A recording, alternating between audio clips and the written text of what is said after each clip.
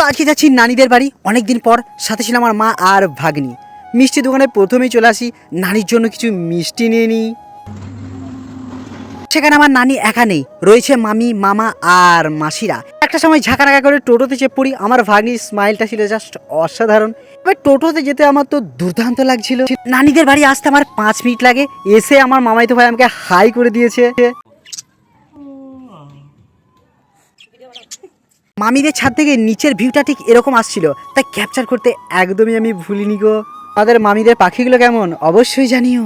আমি এলে আমার মামি আমার জন্য স্পেশাল চা করে, যে চাটা আমার কাছে একদমই হেভি লাগে।